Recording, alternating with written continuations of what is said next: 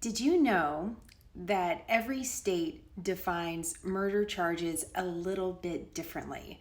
It's something I learned over the last 24 hours, and it's really important for some of the big headlines today because one of the central stories today on Thursday is the charges against the 4 officers involved in the arrest of George Floyd. I hope you guys are off to a great Thursday whenever you're watching this, whether it's over a little bit of coffee or something stronger.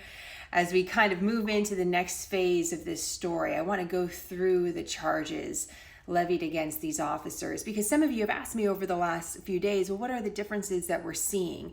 And so let's just go through them bit by bit with the recognition that this is generally what these charges cover, and that there might be small differences in different states depending on where you live. First thing you should know is that first-degree murder is when you have the intent to kill someone and you do that.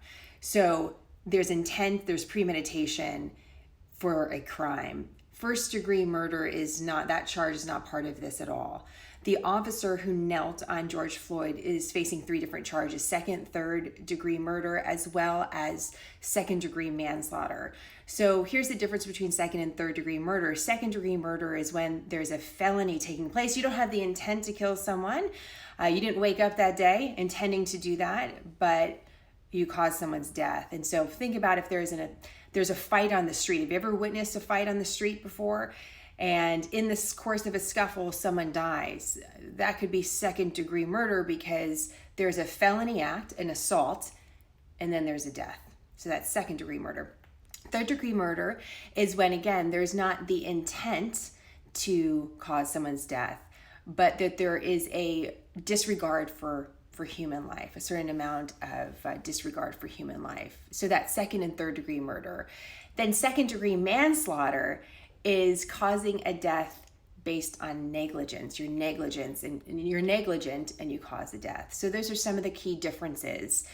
Why are all these charges, a list of charges against the officer who knelt on George Floyd?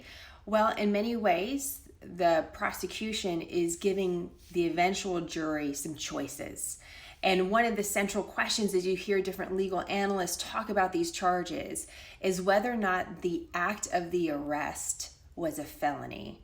Because if the jury determines that the actual arrest was a felony, then we could look at these upgraded charges. If they determine that it was a lawful arrest, then we may be looking at something different. A reminder, everyone is innocent until proven guilty. These are allegations until we see this play out in court. In the meantime, let's talk about the 3 other officers. Now that we have a basis of second, third-degree murder and manslaughter, the 3 other officers who we see sometimes in the video and sometimes we don't, each will have a different story that they are going to try to tell, but they are all facing the same charges: aiding and abetting the death of George Floyd. This other officer commit the death of George Floyd, either doing it intentionally or doing it recklessly or through negligence. So they're in that category. They face lesser jail time. And again, there's going to be a question, will all these 4 officers be tried together? How will this play out? Where will the court case take place? How fast can this be done? These are the questions that now will come up after we have seen the charges. And there'll be plenty of time for legal debate over that, but I hope you have a little bit of a foundation for, here are the different charges. There's a question about intent and negligence and recklessness. They're all kind of in this whole pot. I call it a menu, really, that you can choose from, and we'll see kind of which charges emerge as the strongest ones and how both sides prepare for that. In the meantime, something else interesting came up yesterday in the autopsy report of George Floyd. The medical examiner said that there was presence of the virus that causes COVID-19. George Floyd was actually positive for COVID-19 back in early April.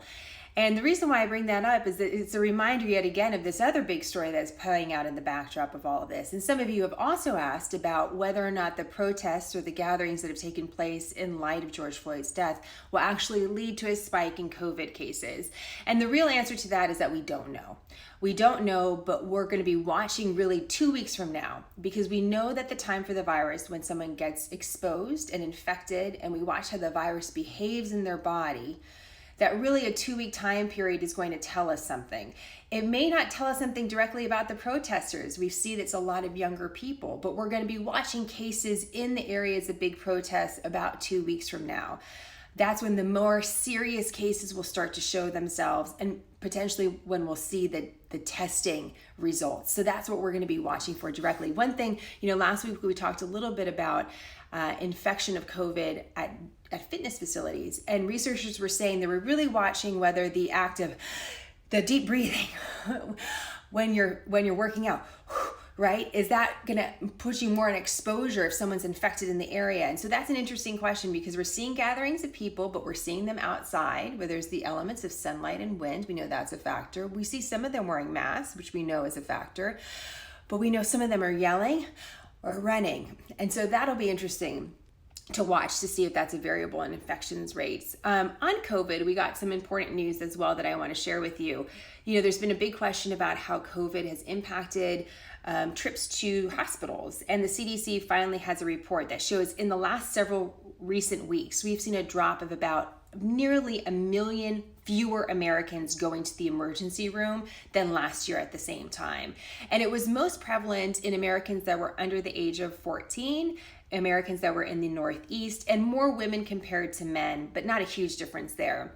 And the CDC says, hey, listen, we know that there are fewer people going to the emergency room, probably because they're nervous about exposure to COVID, but we don't know if they did not seek care. So especially in that group of 14 and younger, parents who may have otherwise brought their child to the emergency room if they were spiking a high fever, maybe decided to wait until the next day to go to the doctor. So we don't know how it impacted care for individuals, but we do know that there's less traffic in emergency rooms. That's one of the reasons why we've seen cuts in emergency room shifts in different cities, because of just the lack of traffic. And that certainly raises questions for the fall as well. During flu season, hospitals prepared one way as the news of this wave of the pandemic came. How will hospitals prepare the second time around, knowing that flu season will come? And then, of course, there's always the question, did Americans actually experience less chest pain and less symptoms of really serious issues, or did they just not get seen in the emergency room? And so what is the effect on these other illnesses or diseases or conditions that Americans have? So just something to think about there. So the charges, a little bit of news about COVID and the protests, and also about COVID in the emergency room overall. We recently moved, and I unpacked my office and then realized I didn't have the right furniture, and then unpacked everything again. So it's a mess. But I was looking for this because this is something I always keep on my wall, and I just want to leave you with this today. Talking about the differences in states and murder charges, and the differences in regionalism when it comes to COVID, or when it comes to the story of George Floyd and what we're all experiencing. This is one of the favorite things I have on my wall, and I just wanted to show it to you because I love this. It shows a lot of differences, doesn't it? But I love the shape. Can you find your state? I have to look really hard. I really need to kind of do my own quizzing on the states, but I wanted to leave you with that thought today as we kind of head into the Friday, and we're seeing the second day of a little bit calmer U.S. city streets. Again, we'll watch the moment, but we're going to keep our eyes on the movement. Where are we going next? What comes from all of this legally and otherwise? And what are some of the big themes that we can cover for you? Questions, comments, let me know. Always direct message us, comment in the video, or email us hello@smarternews.com. We love you guys. We appreciate your support, and we hope you have a great day. Bye, guys.